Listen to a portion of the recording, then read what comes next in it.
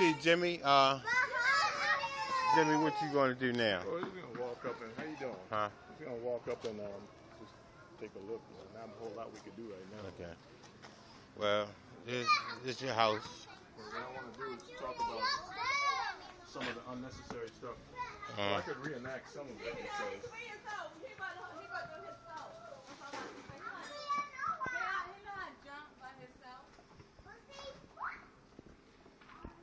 this is the house of Jimmy Bodyguard, J.F. Frank. So there was an animal control investigation that there were cats stuck inside a vacant house. You see, since March 24th. And basically, this is the city threatening me if I don't let them into the house, which is kind of ironic because you know what happened. But yeah, I came out onto this porch and there were more weapons than I ever seen in all directions pointing at me, which was crazy. And I dropped the keys because they forced me to, which means they had it, which means nothing needed to be kicked in. But yet still, I have it in writing from the SWAT team because they have to file a report, said they forced entry. Why did you force entry when I just came through the same door? And I had a phone in my hand and told me to drop that too. That's nowhere in the inventory of my property records. They just have the phone out. That's what this whole raid was about. They want to know who I talked to, who my sources were, and things like that. Why is that phone mysteriously just not on my property? They had it. They didn't leave it here. So there's a lot more to this than the state is admitting in court. They had an easy charge to try to make it look like that's why they did all of that. But the truth will come out before this is all over. And before they try to silence me again, which is, I guarantee you they will. That's why they put me on that probation and all that stuff. They can say anything. I can get a speeding ticket and they say I violated and I put them back in.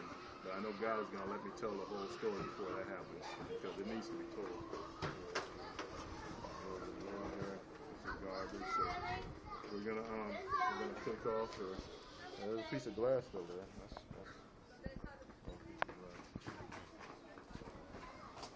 Okay, I wonder if the lecture on.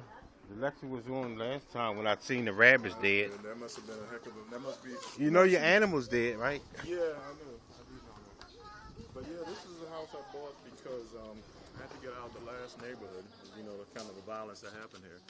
Namely, there was home invasion next door to me where there's a double homicide.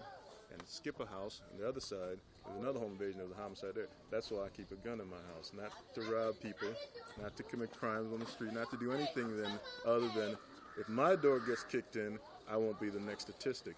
But now, according to the state, that puts me in the same category as any common criminal, which is a violation of the Constitution. The Second Amendment says we have a right to keep and bear arms. First Amendment says we have freedom of speech. They prosecuted me based on stuff I said on my radio show on Twitter. So basically, you see, one by one, these constitutional rights that we're supposed to have, they're taking them away. It started with me, but they're going to get a lot of other people because we let them get away with it every time. The Eighth Amendment says excessive bail is not supposed to be imposed. You can't get more excessive than no bail. Right. Bail is not supposed to be a ransom. It's just supposed to be a security deposit to ensure that you show up to court, so when you do, you get the money back. It was never intended to be like, we're kidnapping you and you're not getting out unless you pay. So in this case, there's no money that could have been paid because they kept it at no bail because I'm dangerous. Does anybody look scared? People have their kids out here with me. They said I'm an extreme threat to society, right? Right. If that was the case, these people who I live with, as soon as I showed up, they would have hurried the kids away. Right. Right. You're right. You're right. This is because the way they depicted me, I'm extreme threat to public safety. Who would allow their kids around? Look, show the kids around. The whole neighborhood looks normal, and I'm here. This extreme threat to the community is here, and nobody's alarmed. Right. Nobody's shocked. Right. But yet the state says I'm this extreme threat to the community. Well, Frank, I'm sure living here for several years in peace and harmony with my neighbors, who all know me, and but nobody afraid of you. But I'm an extreme threat to the community. Wow. Well, so I'm sure there's a lot more you have to say. You want to come on the talk show tomorrow?